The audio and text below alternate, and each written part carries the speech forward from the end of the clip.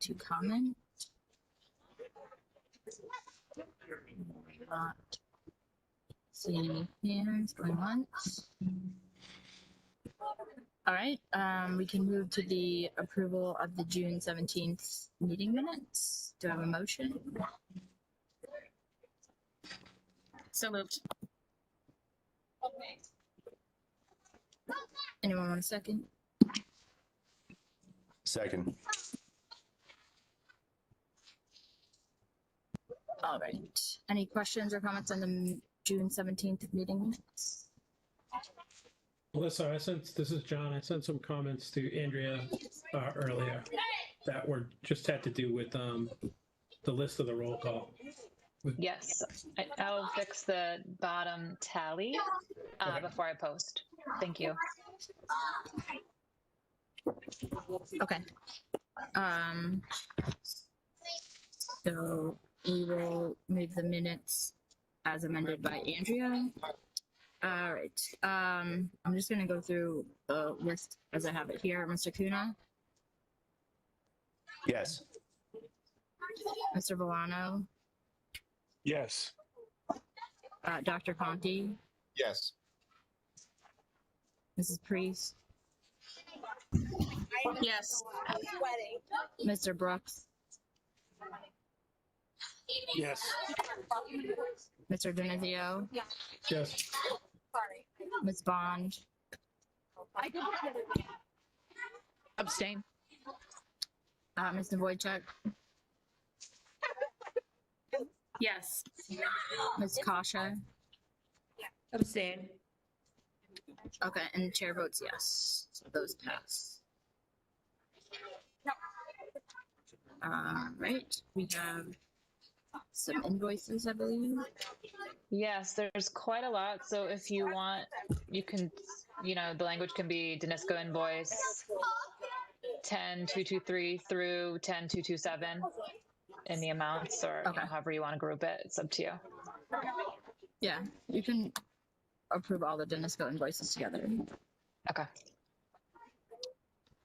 So do you need a motion to approve Danisco invoice 10223, 10224, 10225, 10226, and 10227? The 10223 in the amount of $356,444. Invoice number 10224 in the amount of $1,164.90. Invoice 10225 in the amount of $1,838.10.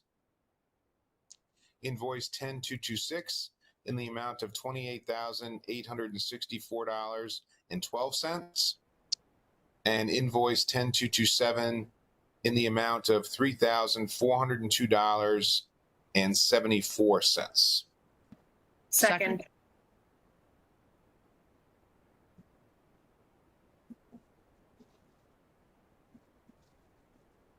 Any questions on these?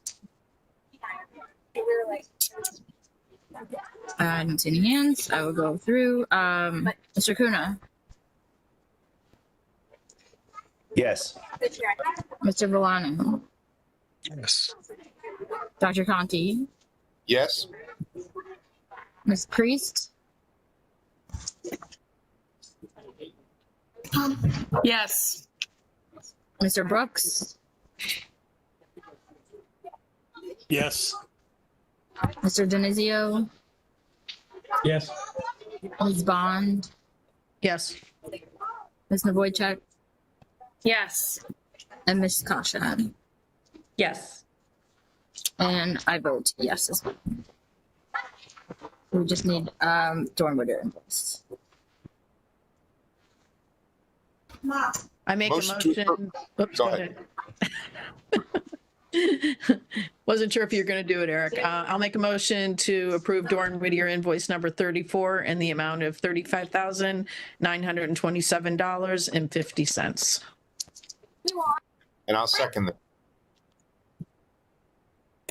Awesome. Any questions on this one? All right. Mr. Kuna, Yes. Mr. Villano, Yes. Dr. Conti, Yes. Ms. Priest, Yes. Mr. Brooks, Yes. Mr. Denizio, Yes. Ms. Bond, Yes. Mr. Boychuk, Yes. Ms. Kasha, Yes. and I also vote yes. Motion passes. Great. Thank you, everybody. Next, we have our 60% construction document estimates. This is a slide that did go out in the draft version, and it does have an updated total project budget column that we put in tonight, just so everybody can see that as what we submit to the MSBA will still carry the same total project budget number through this 60% CD estimate. But as you can see, the numbers came in favorably, and we do have some cost savings from the last estimate, which we will carry in project contingency at this point. I see Martha has her hand up.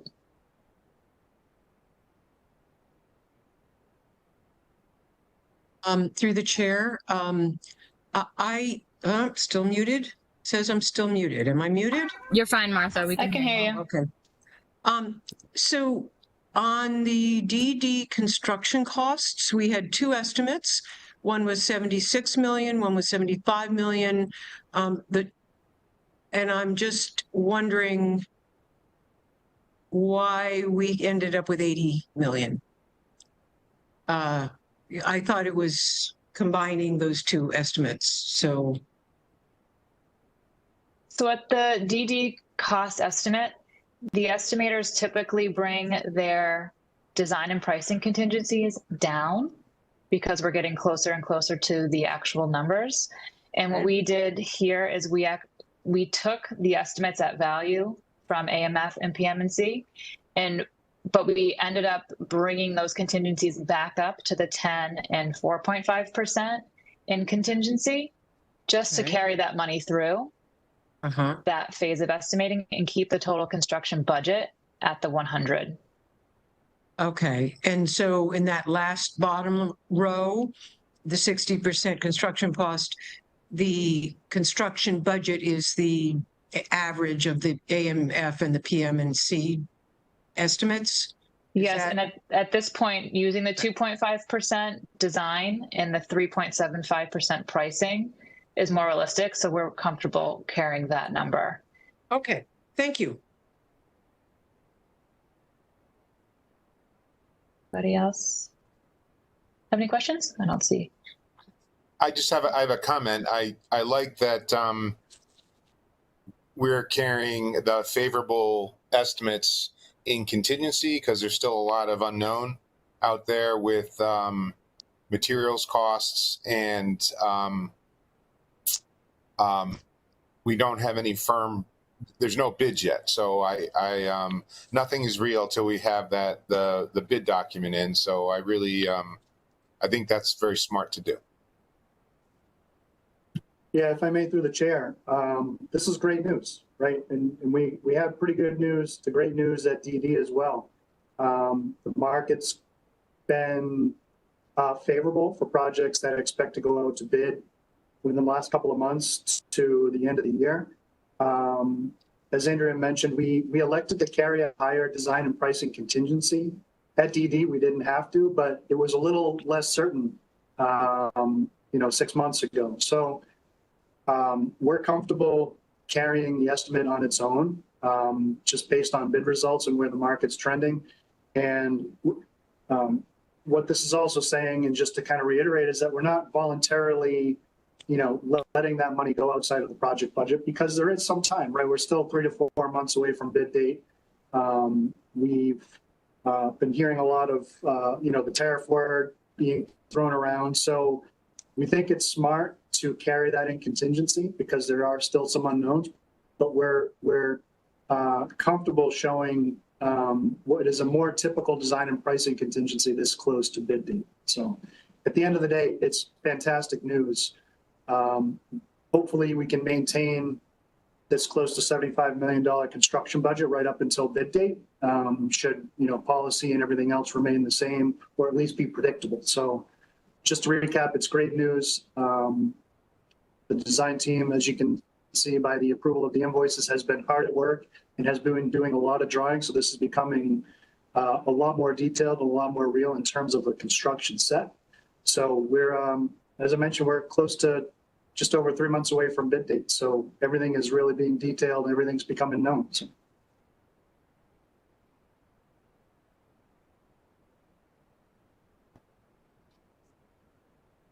Great. Nothing necessarily to approve on this slide, right, Andrea? But there's more to come.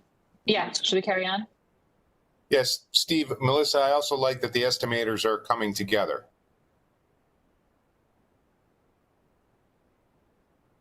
Yeah, they're getting close. Yeah, this is, I think, what, the fourth or fifth time that we've had two estimators go to work independently, come together and compare notes. So, we do that intentionally, just to make sure that, nobody's estimating in a vacuum, that those numbers are truth tested against their peers. So, things can still change, but we have two solid estimates that all point to the same thing, which is good news. So that being said, we did have a list of value engineering items, which we don't need to resurrect right now, but there was an item that was an add as presented by Danisco, and it is this alternate number 2, the standing seam metal roof in lieu of PVC at the media center. Yeah, I don't know if it's a good point to pause there and just ask either Vivian or Neil just to kind of explain really quickly, why that was carried as a VE item, because it is a cost add, and what the benefit would be to the project, short, long term, should they elect to add this to the construction budget. And I do have, after we hear from Danisco, I do have some images to show you guys. I'm just going to say a couple of items, and then I'm going to let Neil take over. We did carry this actually from schematic design up to this point, and at schematic design, we didn't know, really if we could afford it, and at DD, again, being conservative, we didn't carry it. The reason we were considering this over the media center roof is because when you drive into the site, you might be able to see part of that roof peeking over because it's a slope roof. It's a fairly shallow slope, so depending on where your view angle is, you might be able to see some of it. We currently are carrying as a base scope a PVC roof, which is what we have all through the entire roof plane. It's not very attractive when you see it on the slope, but that said, the media center roof is fairly high. And we've got a few renderings to show what you might see as you're driving in so that you can make your own decision. Neil's also put together some images of what a PVC roof sloped might look like, as well as what a metal roof would look like. And the benefits also of the metal roof is that they are really long lasting. So they really hold up in time. So with that, why don't we go on to the next slide? And Neil can, if you want to talk a little bit about some of these images. Sure. So this is a project we did in Springfield. Essentially, these are 2 light monitors above the stairwells. They're kind of well back from the edge of the roof, so you can't really see them as much. But I took these shots from the rooftop just to give you an idea of what you do see when you see a sloped PVC roof. You'll notice there's a bunch of lightning protection on top of there that is kind of prominent in some locations. And just the way the roof has to be sealed to the edge makes it a little bit more noticeable. We will still make it look as very good, just that you can see some of that plane of the roof itself, and it will be white. It'll be very bright. So as you're coming up to the school, you will see that. And then if you can kind of go to the next slide, it might be an example of okay, so this is what the aerial view showing the kind of PVC roof over the media center. and you can go to the next slide if you could, Andrea. So yeah, so when you're at the traffic circle, you can kind of see, as Vivian said, a little peaking of the roof. Again, it will reflect the light, so it'll be kind of bright. And it's the PVC is a very good product. It's designed to last 25 years. It's just the aesthetics of it are a little, they could be nicer, but the standing seam roof looks a little bit better. If you can go to the next few slides. So this is kind of the roof we were thinking of using. It's a mechanically seamed standing seam roof. So it's very, very durable. Can work out really well on slow slope roofs like we have the 1 in 12 kind of roof. And this is a school in Alabama, I believe, which has a very nice roof on it. Go to the next slide. And the next slide. So you can kind of see the roof. It would match more of the color of the metal panel that we have. And so as you're coming around the corner, it'll look more like it's part of the roof assembly, where we kind of read as one big metal roof rather than metal fascia with a white roof on the top. Again, maybe this is very minor, so that's why we're bringing it to you. We think it'd be a nice asset to the school, but again, it just costs $76,000 more. So we'll leave it there and let you decide what you think. Thank you. I see Martha has her hand raised.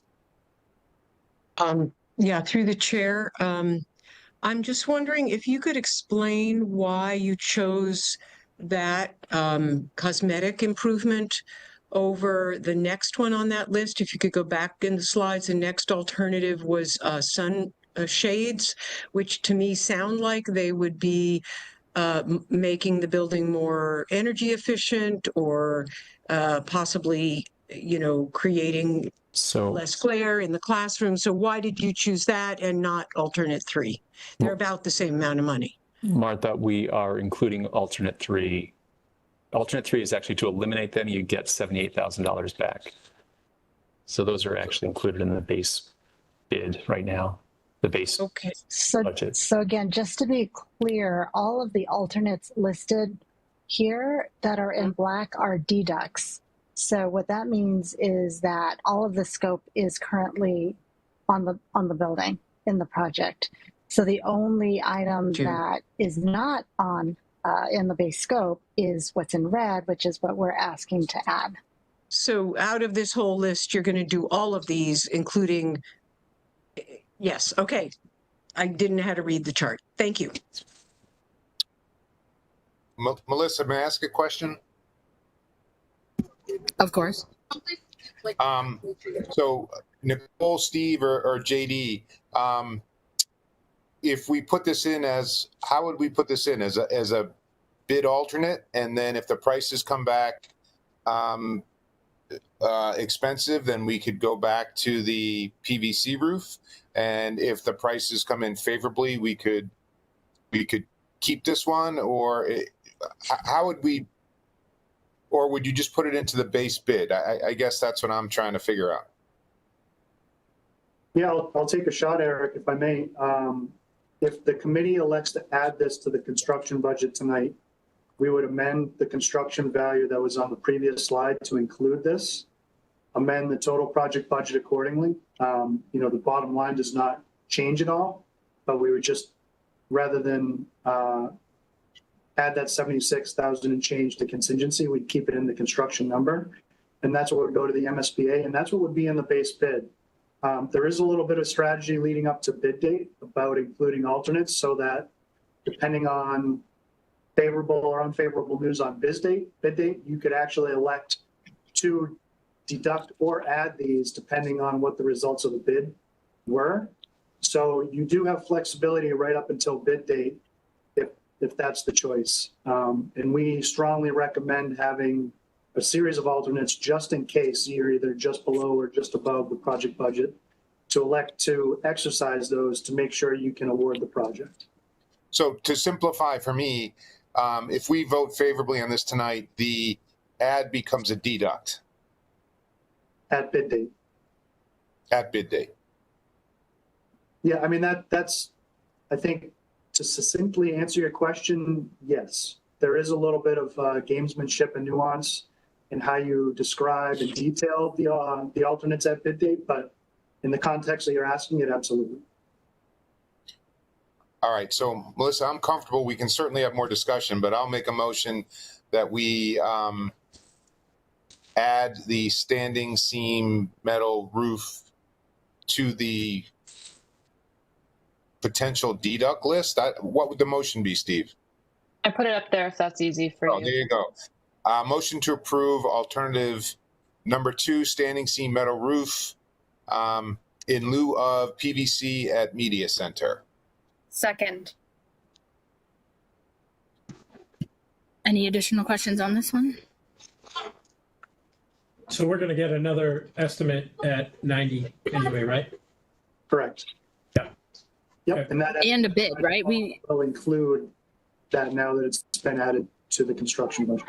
Yeah, so I guess my point was we get an item bite at this apple before we even have to go out to bid if that 90% estimate isn't as favorable. Correct. Yeah. Okay, thanks. Through the chair, I have If I a may, question through about the energy efficiency differences between a standing seam metal roof and a PVC roof. Is one more energy efficient than the other? I can answer that. I think they'll be comparable because we're going to pick a light color, a light gray for the roof, for the metal roof. Usually metal roofs are cooler in general. So as long as it's a light color. So I think it will be, if not an improvement, it'll be equal to the PVC, the white PVC. Okay, great. I think it'll look a lot better than the PVC. I think the pitch of the roof and the view coming in, it'll be kind of an eyesore as it gets dirty and require a lot of maintenance to keep clean. Yeah, thank you. Vivian, go ahead.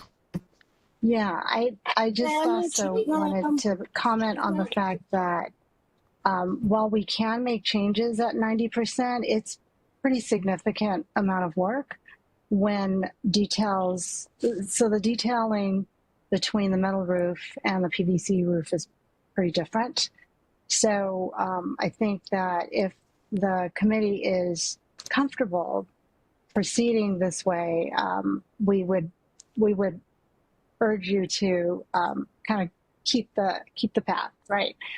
However, if there is, when we get the estimates at 90%, we can definitely revisit. We'll hold on because right now at this point, the building is designed and detailed with a PVC roof. But some of these other alternates are a little bit more challenging to put out there as an alternate because just of how the detailing works, it really impacts more than just the finishes. The finishes are easier to put out as an alternate, but when you're looking at actual assemblies and construction details, it's a little bit more challenging. So I just wanted to throw that out there for consideration. Awesome, thank you. Jen?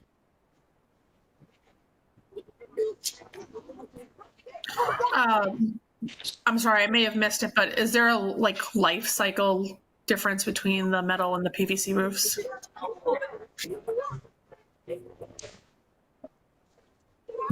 I believe there is in general, but I think the warranty is about the same. They're both about 25 years, but I would expect the metal roof to last longer, much longer.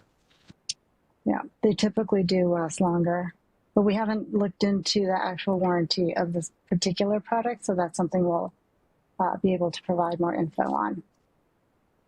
Okay, thank you. All right. Mr. Kuna? Yes. Mr. Villano? Yes. Dr. Conti? Yes. Ms. Priest? Yes. Mr. Brooks? Yes. Mr. Denizio? Yes.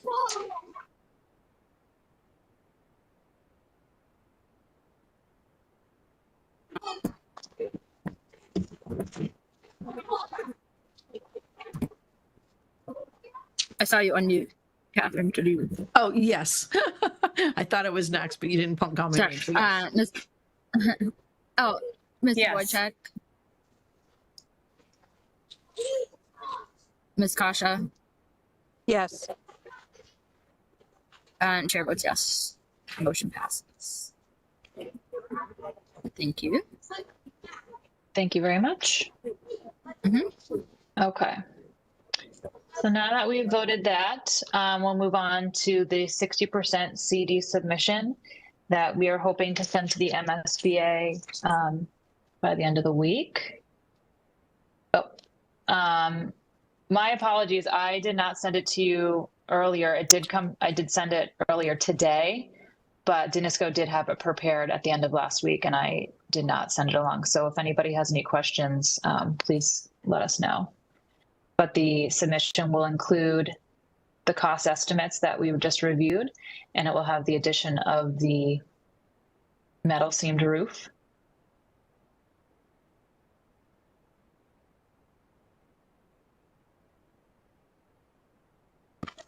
Yeah, I was able to look at it. Anybody else?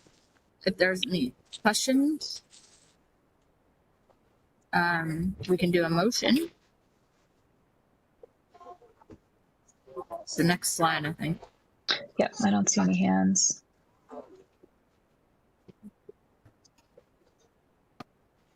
I'll make a motion to approve the MSBA 60% construction document submission with the addition of alternate number 2, standing seam metal roof in lieu of PVC at Media Center. I'll second that. Awesome. Any more questions? Anything? All right. Mr. Kuna? Yes. Mr. Volano? Yes. Dr. Conti? Yes. Ms. Priest? Yes. Mr. Brooks? Yes. Mr. Denizio? Yes. Ms. Bond? Yes. Mr. Wojcik? Yes. Ms. Kasha? Yes. Chair votes yes as well. Unanimous pass. Awesome. Thank you very much. That's 5 votes on a July meeting. Thank you all very much. So I'll quickly go through the pre-qualification update. As you guys know, we advertised for pre-qualification for both general contractors and trade subcontractors. Those all came in to the office on the 21st. We have logged them, sorted them, and we will begin scoring with the pre-qual committee.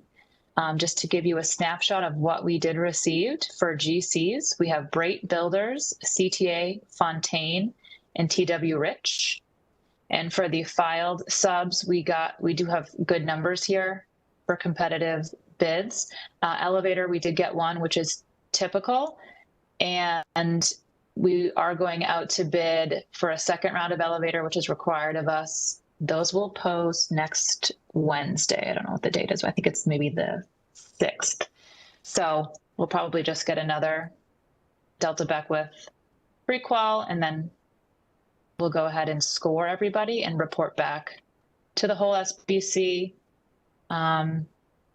Steve, do we have a couple of weeks for that? I can't remember off the top of my head where we have that in the Yeah, I schedule. think we're targeting the September building committee meeting to approve the list of pre-qualified GCs and final trades. Thank you. So we have some time. Yeah, we've got about a month to, there's a lot of reference checks, credit reference checks. There's a lot of information to comb through, and it's over 100 submissions. So there's a little bit of work for us to do over the next month. I saw JD. Oh, Martha, you have your hand up. Yeah, I'm just wondering, I don't know a lot about construction, but is one of your criteria that we're looking at for, I don't know, general contractors, or which of the subcon projects? Is that something that you'll be considering? You broke up My for me. apologies. Did you hear? I Yeah. jumped around. I don't know if it was my connection or not, but I'm sorry, I can't Oh. answer that. Did you catch it, Andrea? You didn't, No, Did can you you repeat not- the question? Yeah, you sure, froze. sure. Sorry. I don't know a lot about construction, but I'm wondering what criteria, when you're using various criteria for different parts of the project, whether it's general contractors or subcontractors, if one of the criteria is people with experience doing geothermal projects. Did you hear me that time? Yes. Okay. We did. So it is a major criteria that we look at, that contractors have performed similar projects. Okay. But it's a little bit of some gamesmanship in how you define a similar project, where you don't make it so strict that you limit the pool of contractors that can respond, because competition is good. And also you don't leave it too broad so that everybody would then qualify.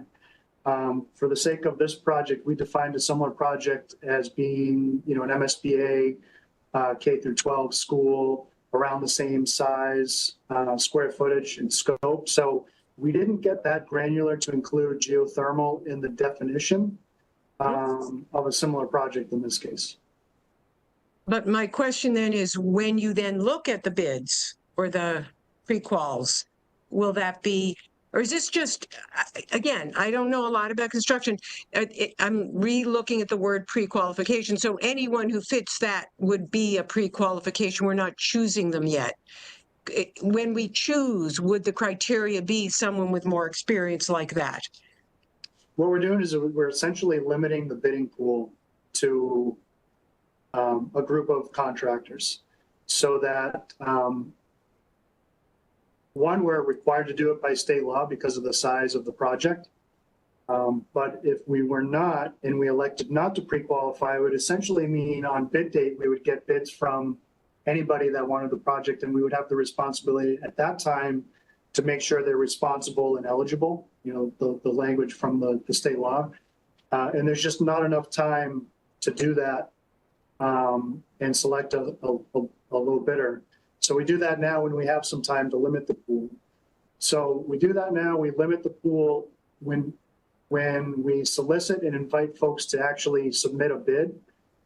There's no more kind of review of their qualifications to make sure they're eligible. We've already done that check now. So to answer your question, Martha, we won't be able to open the bids and say, these few contractors are not eligible. We cannot accept their bid because they're not qualified to do geothermal, because that was not a criteria in this round.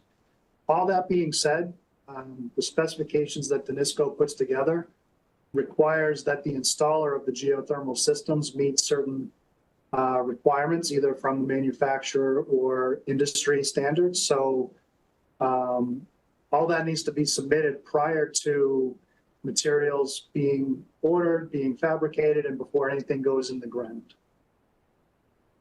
So I guess my question's probably a step ahead. The pre-qualification, I wouldn't have, I understand that you're trying to find a broad pool, but after they put in their bid, will that be able to be a criteria that, there'll be bids. Are the bids then only judged based on cost at that point, if they meet all of the requirements that Danisco puts in? Is that how it works? Pretty much. If we qualify them now, it really comes down to the lowest bid on bid date. Okay.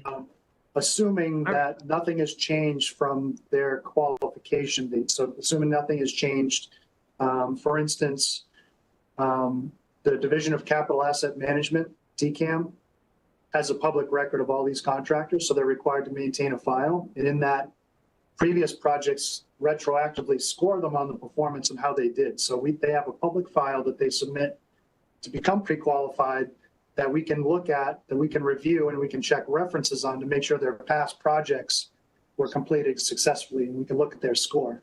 But because that file is only updated annually, they submit what's called an update statement. So that is something that we will go through on bid date to make sure that projects within the time period that they were last reviewed and updated on their decant file, that nothing has gone sideways, nothing is bad, that they're still in financial good standing, and that they've completed the project successfully. Thank you.